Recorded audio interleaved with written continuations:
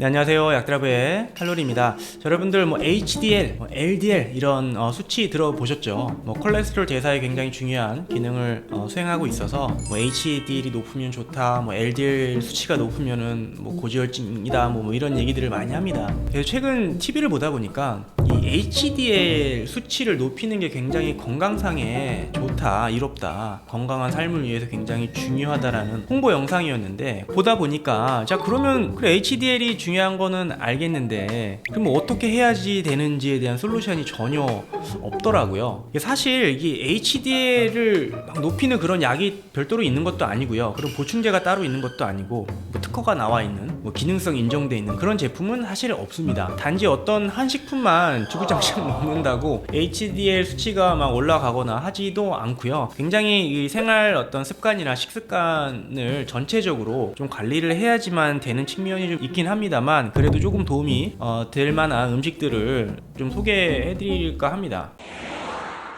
첫 번째로 권해드릴 수 있는 게 좋은 오일입니다. 좋은 오일, 대표적으로 올리브 오일이 있겠죠. 그래서 올리브 오일 굉장히 좋다라고 여러분들 아실 겁니다. 올리브 오일이 그런 HDL 수치를 좀 끌어올리는데 굉장히 도움을 많이 주고요. 올리브 오일뿐만 아니라 좋은 기름들, 여러분 연어도 있겠죠. 불포화 지방산들이 들어있다고 해서 많이 드시지 않습니까? 그래서 이런 식품들이 일단 지질 대사에 굉장히 중요한 기능을, 긍정적인 기능을 갖고 있고요. LDL과 HDL 수치의 비율을 좀 잘 맞추는데, 이상적으로 만드는데 큰 도움을, 중요한 역할을 하고 있습니다. 그래서 이런 식품을 좀 평소에 즐겨 드시면 좋겠죠. 두 번째로 견과류입니다. 견과류 저는 개인적으로 좀 많이 권해드리는데요. 왜냐면 먹기도 좀 편하고 쉽게 먹을 수 있고, 그렇죠. 우리가 간식으로도 편하게 먹을 수 있지 않습니까? 그래서 여러 방법으로 섭취를 쉽게 할 수 있기 때문에 견과류를 좀 여러 목적으로 많이 권해드리는 편인데요. 견과류에도 앞서 말씀드린 그런 여러 불포화 지방산들이 많이 들어가 있고요. 장내 환경도 좀 좋게 해주고, 여러 가지 지질 대사에 굉장히 중요한 기능들을, 긍정적인 기능을 수행하고 있기 때문에 견과류를 평소에 좀 챙겨 드시는 것도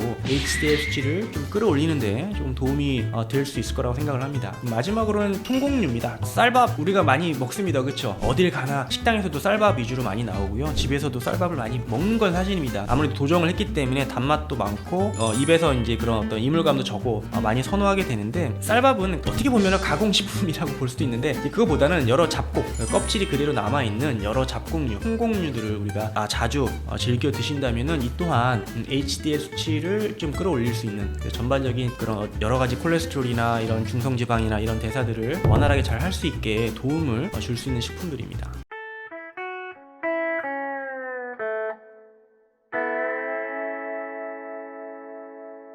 그리고 과일에 있어서는 베리 종류를 많이 권해드립니다. 여러분들 베리라 하면 블루베리, 그렇죠, 스트로베리, 복분자 같은 블랙베리 등등등 여러 베리 종류들이 있는데, 이 베리 종류들이 특히나 과일 중에서 이 베리 종류들이 이 지질 대사에 굉장히 중요한 역할을 하고요. 그래서 HDL, LDL 수치를 정상화시키는데 많은 도움을 준다라고 알려져 있습니다. 또 베리 종류들은 이제 장내 미생물, 장내 마이크로바이옴 환경에도 굉장히 긍정적인, 우리가 균형을 잘 잡고 관리해주는데 굉장히 좋은 식품들이기 때문에, 특히 과일을 좋아하시는 분들은 이 베리 종류를 조금 더 선택하셔서 드시는 것도 도움이 될 거라고 생각을 합니다. 물론 이 이외에도 굉장히 다양한 식품들이 있습니다. 우리가 평소 건강하다고 알려져 있는 그런 식품들은 대부분 좀 그런 기능을 어느 정도는 좀 갖고 있는데요. 특히나 큰 효과를 얻을 수 있는 그런 식품들 몇 가지를 좀 소개해 드려 봤고요. 그래서 이런 식품들을 알려드리면은 이것만 또 고집하시는 분들도 있고, 예를 들어 통곡류가 좋다라고 하면은 통곡류가 들어있는 시리얼을 사다가 또 계속 드시는 분들도 있고, 또 베리 종류가 좋다고 말씀드리면은 베리가 들어가 있는 어떤 과자를 선택해서도 그 과자만 또 주구장창 드시는 그런 분들 계시는데, 이제 그런 거 말고요, 그런 가공식품 말고 실제로 그 식품으로만 만들어져 있는, 아니면 그 자체를 드시는 걸 권해드리는 겁니다.